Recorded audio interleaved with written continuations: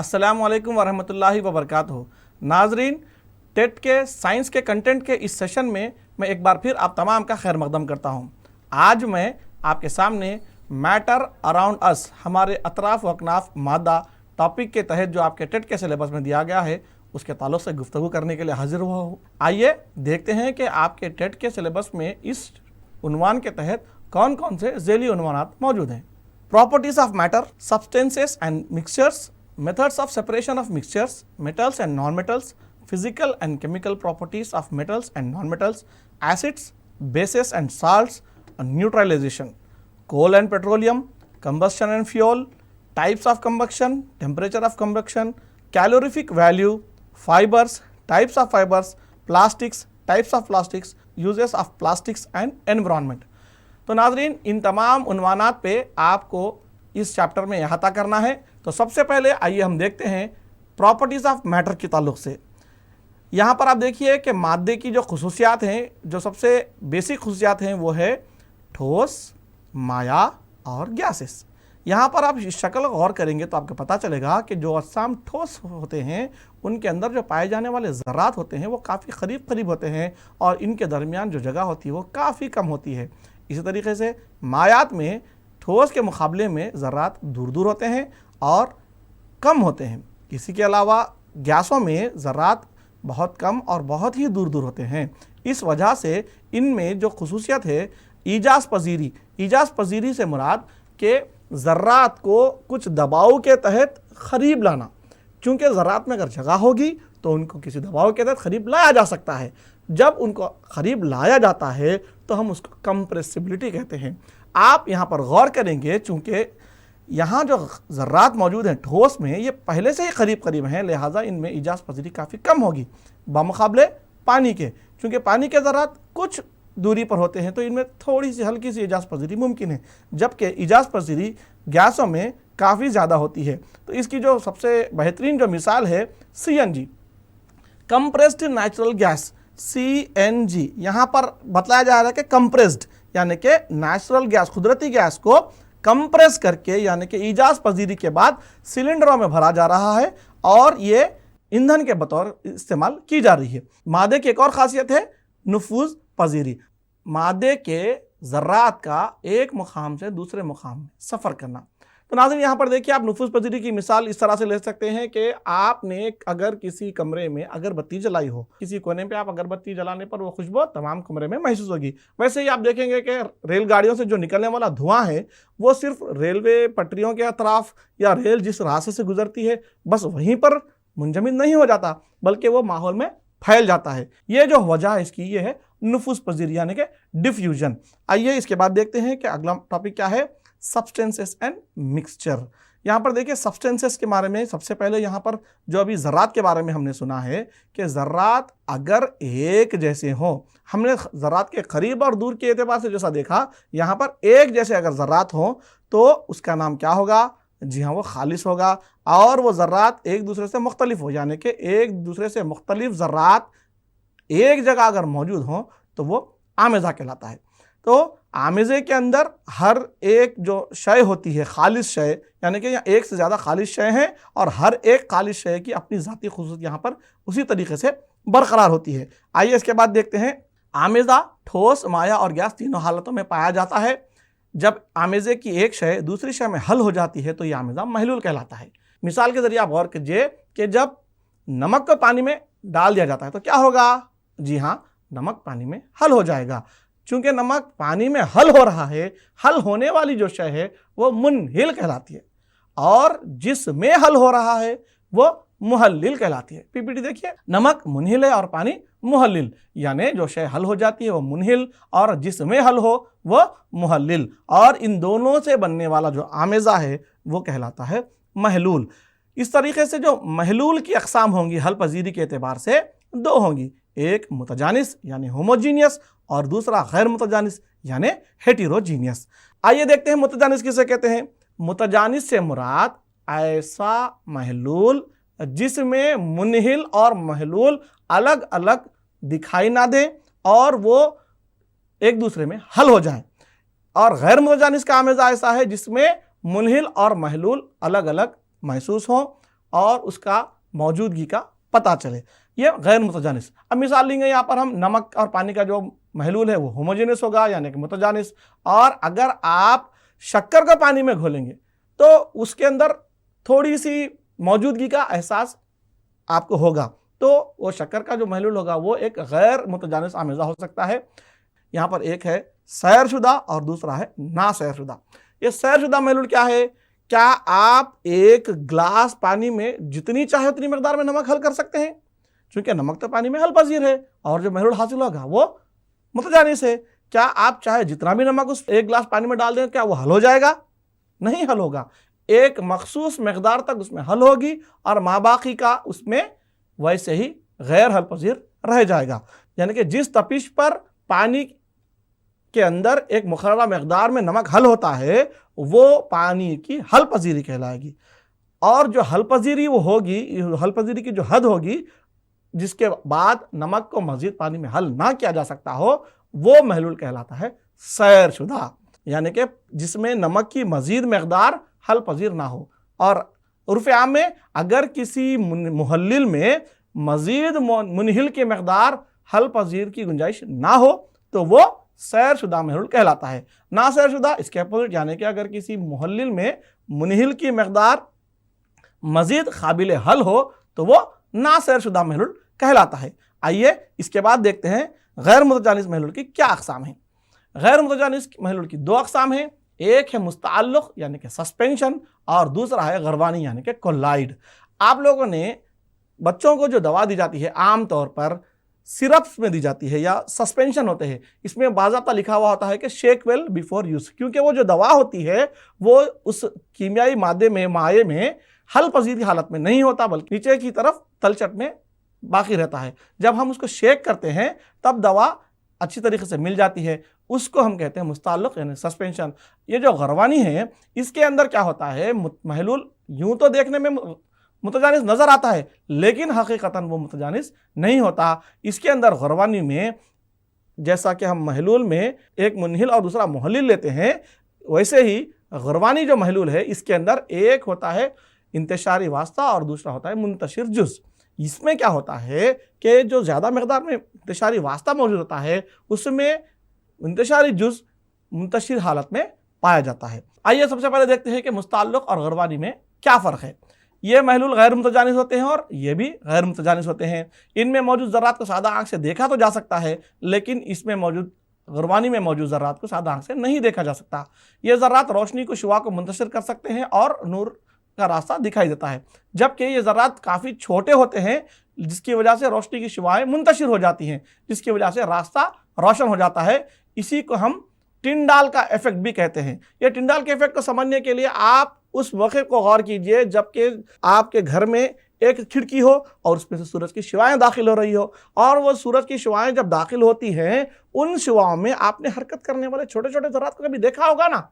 वो जो ज़र्रात हरकत कर रहे हैं वो आपको टिंडाल का इफेक्ट कहलाता है, यानी कि छोटे छोटे ज़र्रात मुंतशिर यानी कि वास्ते में हरकत करते हुए नज़र आते हैं, उसको हम टिंडाल का इफेक्ट कहते हैं। इसके बाद मुस्तअल्लिक़ महलूल को बगैर खलल दिए अगर रख देते हैं तो उसकी निचली सतह में तमाम ज़र्रात जमा हो जाते हैं और रोशनी की शुआओं को मुंतशिर नहीं कर पाते, जबकि महलूल को खलल ना देने के बावजूद भी ये ज़र्रात तहनशीन नहीं होते और गरवानी महलूल हमेशा क़याम पजीर होते हैं और हमेशा ये रोशनी की शुआओं को मुंतशिर करते हैं। यहाँ पर इस टॉपिक पे आपका सवाल पूछा जा सकता है कि बग़ैर डिस्टर्ब के रख देने पर भी क्या मुस्तअल्लिक़ रोशनी की शुआओं को मुंतशिर कर सकता है? तो आपका जवाब होगा नहीं।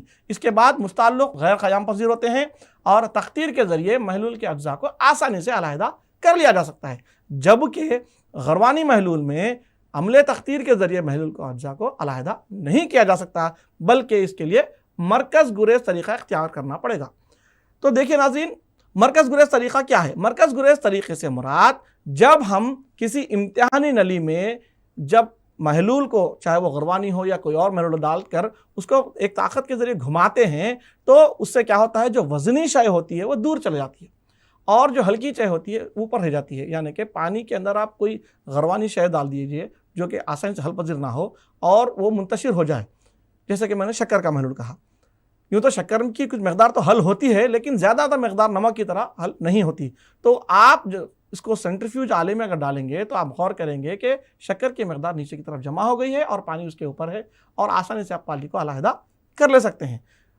ये मिसाल आप वॉशिंग मशीन में भी देखेंगे कि वॉशिंग मशीन में जो सुखाने वाला हिस्सा होता है उसमें ये मरकज़ गुरेज तरीक़ा ही होता है, जिसकी वजह से तेज़ घूमकर पानी के ख़तरों को वह मशीन कपड़ों से अलहदा कर देती है। यानी कि वज़न शय को हल्के शय से अलग करने का ये तरीक़ा है, यह मरकज़ गुरेज तरीक़ा कहलाता है। आइए इसके बाद हम देखते हैं कि गरवानी की क्या अक़साम हैं। यहाँ पर देखिए इंतशारी वास्ता और मुंतशिर अज्जा की बुनियाद पर गरवानी की यहाँ पर अक़साम दी गई हैं और उनकी मिसालें भी यहाँ पर हैं। अगर इंतशारी वास्ता गैस हो और इसमें माया हो तो वो जो कहलाती है किस्म गरवानी की, वो एरोज़ोल कहलाती है, जिसकी बेहतरीन मिसाल क्या है, कोहर, बादल।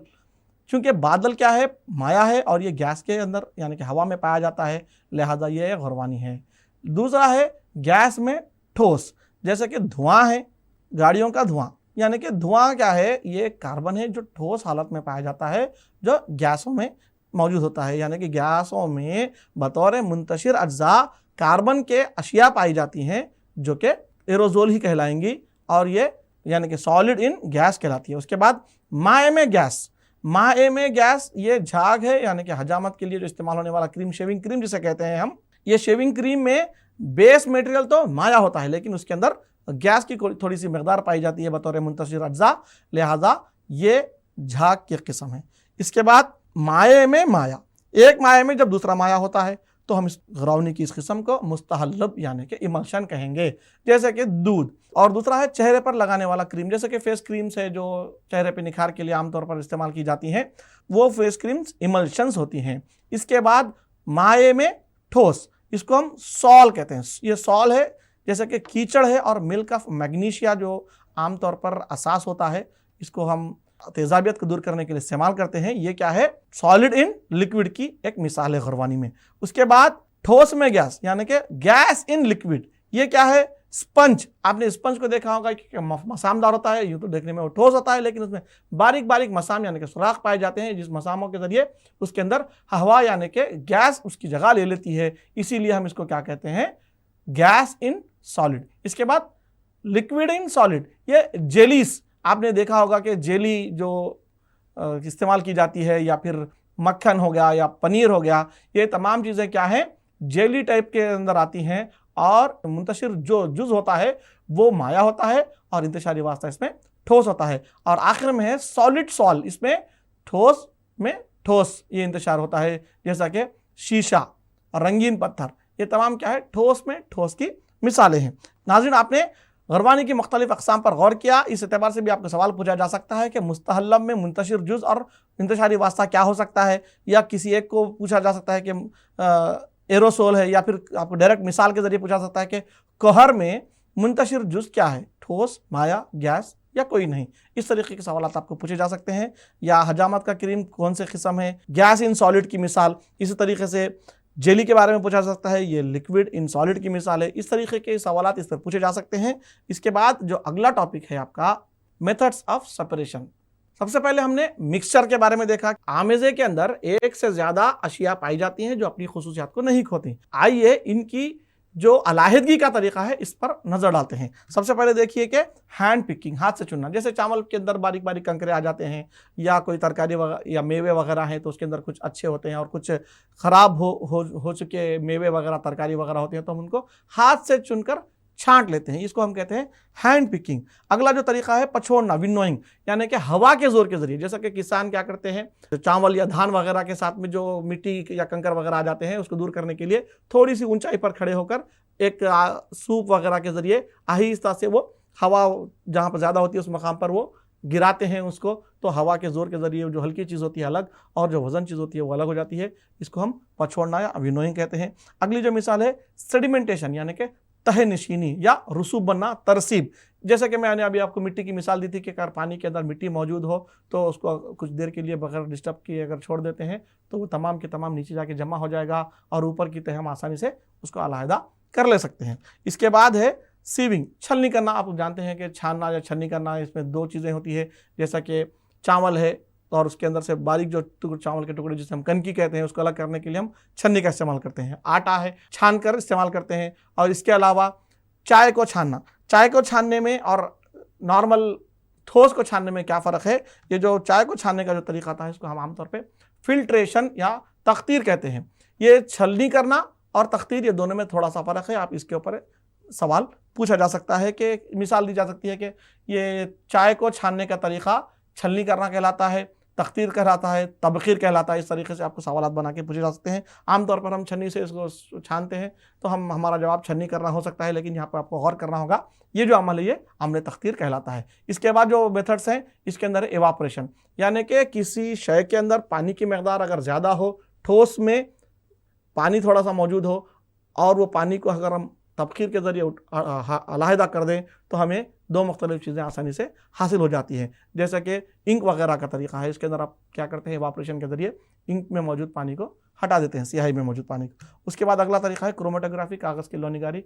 इसके अंदर भी क्या है, कागज़ के ज़रिए जो कागज़ में पानी जो जज्ब होता है या माया जो जज्ब होता है, इसके तरीके से भी हम इसको क्रोमेटोग्राफी के ज़रिए भी क्या कहलाती है देखते हैं। इसके बाद है कशीद। आपने कशीद किया हुआ पानी काफ़ी सुना होगा, डिस्टिल्ड वाटर। इसके क्या माने हैं? पानी के अंदर कुदरती तौर पर कई नमकियात और मिनरल्स पाए जाते हैं, वो हमारे लिए काफ़ी फ़ायदेमंद भी होते हैं, लेकिन साइंसी तजुर्बेगाह वगैरह के लिए हमें पानी की खाली शक्ल की ज़रूरत पड़ती है। इसके लिए हम क्या करते हैं, कशीद किया हुआ पानी इस्तेमाल करते हैं। और ये किस तरह से हासिल होता है? हम क्या करते हैं, पानी को पहले से गर्म करके उसको बुखारात में तब्दील करते हैं और बुखारात को कलेक्ट करके ठंडा करने पर हमें जो पानी हासिल होता है वो डिस्टिल्ड वाटर यानी कि कशीद किया हुआ पानी कहलाता है। इसके बाद फ्रैक्शनल डिस्टिलेशन, कसरी कशीद। ये कसरी कशीद ख़ास तौर पे पेट्रोलियम की रिफाइनिंग में इस्तेमाल होता है, क्योंकि जो कच्चा पेट्रोल होता है जो ज़मीन से हासिल होता है इसके अंदर कई एक बाई प्रोडक्ट्स पाए जाते हैं। सबसे पहले हम उसको जब कसरी कशीद के कालम में देखते हैं तो पेट्रोल, उसके बाद डीजल, उसके बाद ग्रीस, उसके बाद मोम, उसके बाद तारकोल, इस तरीके से कई अशिया इसके अंदर हासिल होते हैं जो हमारी कई सनतों में इस्तेमाल में लाई जाती हैं। इसके बाद आखिर में है सब्लिमेशन यानी कि अमल तस्ईद। अमल तस्ईद क्या है कि इस अमल के अंदर ठोस रास्त तौर पर गैस में तब्दील हो जाता है। इस तरीके के ज़रिए भी जिस अशिया में अमल तस्ईद मुमकिन हो सकती है उसको हम अमल तस्ईद के ज़रिए आसानी से अलहदा कर सकते हैं। ये तो था मिक्सचर और मिक्सचर्स के बारे में। आइए अब हम अपने अगले टॉपिक की तरफ बढ़ते हैं, धातों की तबई और कीमियाई खुसूसियात। सबसे पहले नाज़रीन, धात किसे कहते हैं? ये ठोस शक्ल में होती है और हमारी रोज़मर्रा ज़िंदगी में काफ़ी इसका इस्तेमाल होता है। इसके तबई खुसूसियात को जानने के बाद आप आसानी से जान लेंगे कि धात किसे कहते हैं। तो सबसे पहली जो तबई खुसूसियात है वो है चमक, यानी कि इसके अंदर जो सतह होती है चमकदार होती है और जब ये किसी सख्त शय से टकराते हैं तो उसके अंदर गरजदार आवाज़ पैदा होती है। इसीलिए हम इसको स्कूल की घंटियों वगैरह में धातों का इस्तेमाल करते हैं, ना कि लकड़ी की घंटी। तो आपने कभी देखी होगी? शायद नहीं, क्योंकि उसकी आवाज़ गूंजती नहीं। इसी बात को यहाँ पर गरज के ज़रिए बताया गया है। इसके अलावा तवर्रुख, यहाँ पर आपको तवर्रुख में अगर आप ते को हटाकर पढ़ें तो वो वर्क नज़र आएगा, यानी कि धातों की ये खुसूसियत के एतबार से धात को हम वर्क यानी कि शीट्स में कन्वर्ट कर सकते हैं। उसके बाद तमद्दुद से मुराद हम धातों को बारीक तारों में ढाल सकते हैं। तो ये तमाम क्या है, धातों की खुसूसियात हैं। वो अशिया जिनमें चमक हो, जिनकी सतह चमकदार हो, जिनको सख्त सतह से टकराने पर गरजदार आवाज़ पैदा हो और जिनको हम क़ुव्वत आयत करके शीट्स में कन्वर्ट कर सकते हो और उनको तारों में ढाला जा सकता हो। और उसके साथ साथ अहम खुसूसियात जिनसे ईसाल बर्क़ होता हो, यानी कि बर्क़ी रो जिससे गुजर सकती हो। जैसा कि हम घरों में क्या इस्तेमाल करते हैं, कॉपर यानी कि तांबे के तार इस्तेमाल करते हैं और खम्भों पे आमतौर पर एल्युमिनियम के तार लगे हुए होते हैं। ये तमाम के तमाम मोसिल है, यानी कि इनमें से बर्क़ी रो गुजरती है और ये अमल ईसाल बर्क़ कहलाता है। इसके बाद ईसाल हरारत। आपने अपने घरों में पकवान में इस्तेमाल किए जाने वाले बर्तन को देखा होगा, ये तमाम के तमाम धातों के बने होते हैं। हाँ, उनके दस्ते हो सकता है कि प्लास्टिक या लकड़ी के हो सकते हैं, लेकिन असल जो पकवान की शय होती है, जो उनका बेस या उनकी जो दीवारें होती है वो धातों की होती हैं। यह इसलिए होता है कि धातों के अंदर ईसाल हरारत काफ़ी ज़्यादा होता है, जिसकी वजह से खाने को पकाने में आसानी होती है। ये जो आप देख रहे हैं ये धातों की तबई खुसूसियात है। अगर ये तमाम खुसूसियात किसी शय में पाई जाती हो तो वो धातें कहलाती है। लेकिन यहाँ पर दो नुकात अहम हैं कि सबसे पहले ये मैंने कहा था कि ये ठोस होती है और सख्त शय से टकराने पर वो क्या होती है, गरजदार आवाज देती है। लेकिन एक एक्सेप्शनल केस है मेर्क्यूरी का, पारे का। पारा ना तो ठोस हालत में होता है और ना ही वो सख्त सतह से टकराने पर उसके अंदर गरजदार आवाज पैदा होती है। तो यहाँ पर ये एक एक्सेप्शनल केस है, आपको याद रखना होगा कि कौन सी धात है जो लिक्विड फॉर्म में हो सकती है, आपको पूछा जा सकता है। हाँ, उसकी सतह तो चमकदार होती है लेकिन उसको वर्क या तार में नहीं डाला जा सकता। तो इस तरीके से मेर्क्यूरी का एक एक्सेप्शनल केस है। और इसी के साथ साथ एक और एक्सेप्शनल केस है, सोडियम का जो फॉर्म होता है, आप रबर जो लेते हैं यानी कि जो मेटने के लिए इरेजर इस्तेमाल होता है उस तरीके का होता है वो, या पनीर के ऐसा कह सकते हैं आप उसे। उसके अंदर भी वो भी तबई तौर पे इन खुसूसियात का इजहार नहीं करती, लेकिन वो एक धात है। तो कि कोई शक्ल कोई शय धात है या अधात है, हम उसको इन तमाम खुसूसियात के होने पर धात तो कह सकते हैं, लेकिन इनमें से अगर कोई खुसूसियात ना हो लेकिन अगर वो कीमियाई खुसूसियात के एतबार से धातीय खुसूसियात का इजहार करती हो तब भी वो धात कहलाएगी। आइए देखते हैं अगला टॉपिक क्या है, धातुओं और अधातों का ऑक्सीजन से तामुल। देखते हैं कि धात और अधात ऑक्सीजन से किस तरह तामुल करती है। तो सबसे पहले जब ये मैग्नीशियम जो धात है ऑक्सीजन से तामुल करती है तो मैग्नीशियम ऑक्साइड बनाती है, और जब इसका महलूल, ये तो ठोस हालत में हासिल होती है, इसका राख हासिल होती है, इसको जब पानी में हल करके लिटमसी कागज़ के ज़रिए जांचा जाता है तो ये पता चलता है कि ये एक असासी खुसूसियत की हामिल है।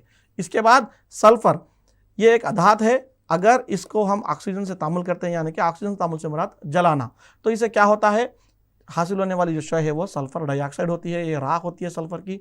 इसको जब हम पानी के चंद बूंद डालकर हल करते हैं और इसको लिटमसी कागज़ की जांच करते हैं तो हमें पता चलता है कि ये जो सल्फ़र डाइऑक्साइड हासिल हुई है ये तुरशई खासियत रखती है। यानी कि इन जनरल आपको ये बात याद रखनी होगी कि धातें जब ऑक्सीजन से तामुल करते हैं तो धाती ऑक्साइड बनाते हैं जिनकी खुसूसियत असासी होती है, और अधातें जब ऑक्सीजन से तामुल करती हैं तो ये तुरशई अधाती ऑक्साइड्स बनाती हैं।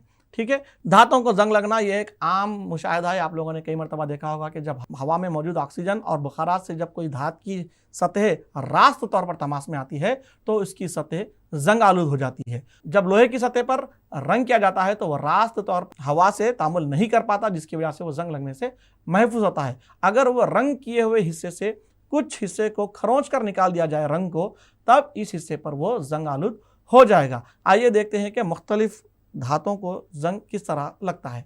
मैग्नीशियम का टुकड़ा चमकदार होता है, जब इसको खुली हवा में खुला छोड़ दिया जाता है तो इसकी चमक खत्म हो जाती है, ये मैग्नीशियम का जंग लगना है। इसके बाद चांदी के अशिया और जो जेवर होते हैं वो काले पड़ जाते हैं, यानी कि चांदी का जो जंग है वो सियाह होता है।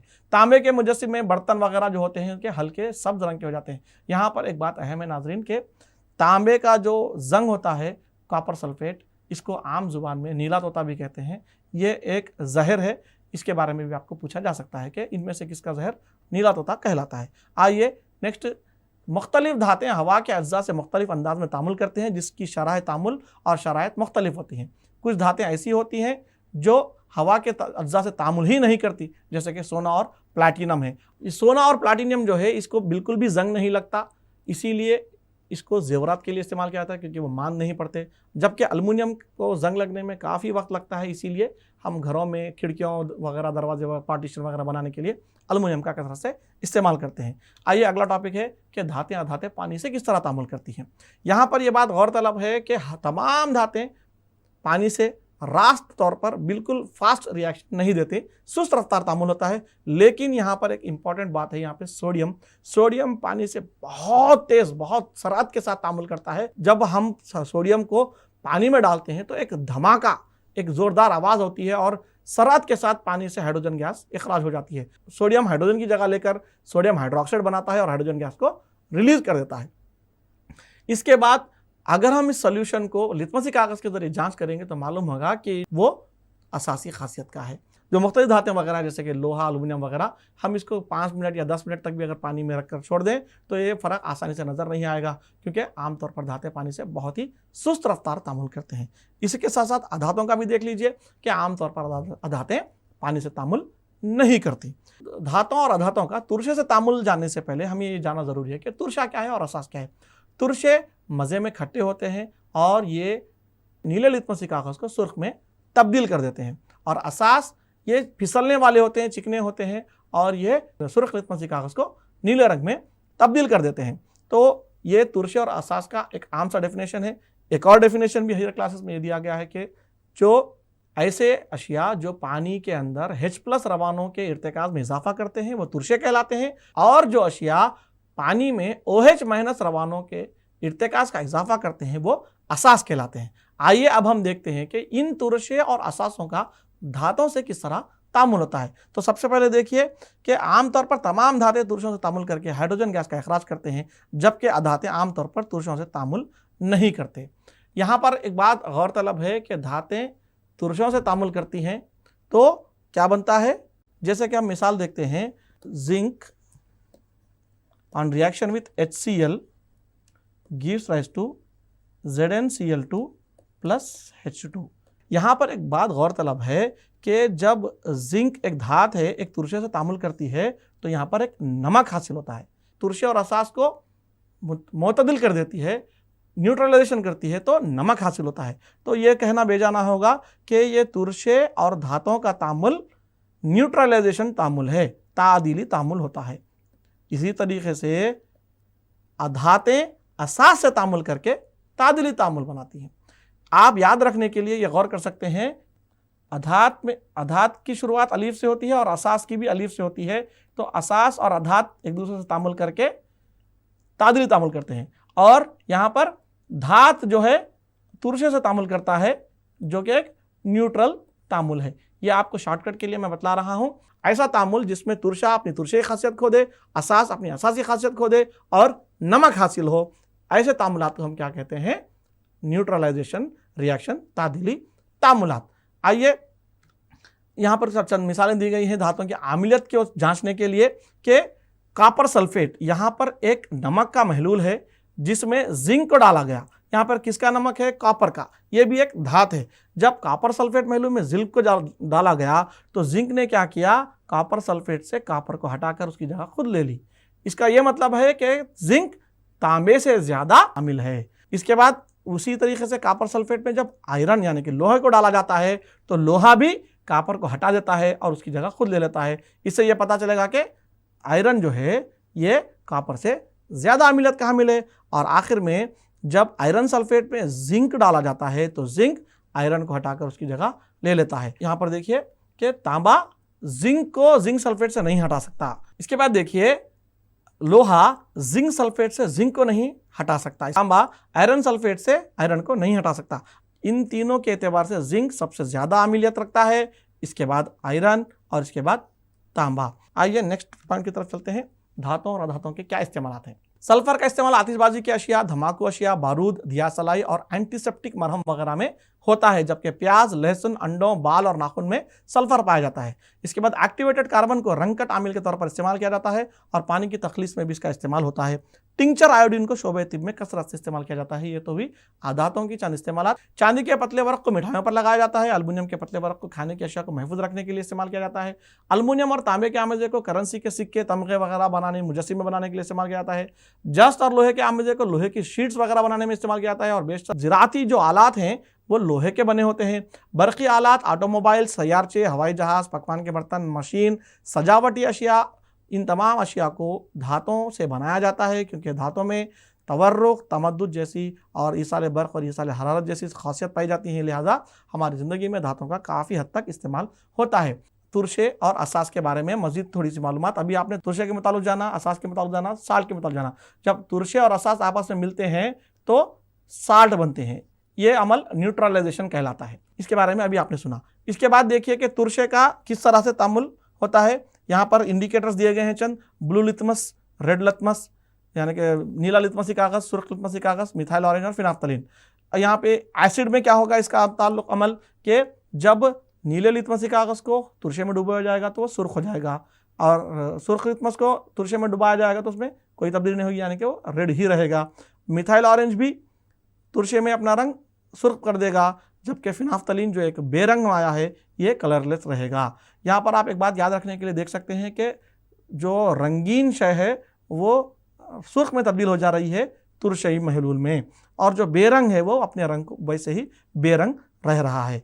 अगला है यहाँ पर देखिए आप, असास में क्या होगा, ब्लू लितमसी कागज़ ब्लू ही रहेगा, रेड को ब्लू में कन्वर्ट कर देगा, मिथाइल ऑरेंज येलो हो जाएगा और फिनाफ्थलीन जो बेरंग है वो रेड हो जाएगा।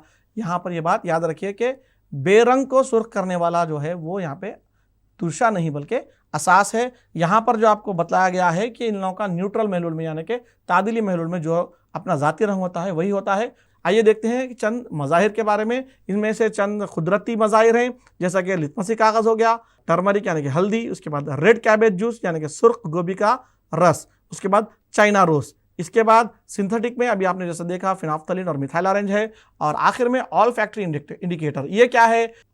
ऑल फैक्ट्री इंडिकेटर से मुराद यहाँ पर क्या होता है कि किसी शय में उसकी बो रख दी जाती है, जैसा कि प्याज है या वेनिला है या फिर लौंग वगैरह का तेल है, इसके अंदर हम किसी कपड़े वगैरह में इसकी खुशबू को जज़्ब करवा देते हैं, उसके बाद इसका तामुल तुरशे और असास से कर सकते हैं। तो खुशबू की बुनियाद पर जिनको हम बतौर इंडिकेटर यूज़ करते हैं इनको हम ऑल फैक्ट्री इंडिकेटर कहते हैं। तो यहाँ पे जो मिसालें दी गई एक बार देख लीजिए, प्याज, वेनिला और लौंग का तेल। आज के इस टेट के सेशन में बस इतना ही। इंशाल्लाह इस चैप्टर का जो अगला पार्ट है इंशाल्लाह अगले सेशन में लेकर आपके सामने हाजिर होंगे। तब तक के लिए मुझे इजाज़त दीजिए। अल्लाह हाफिज़।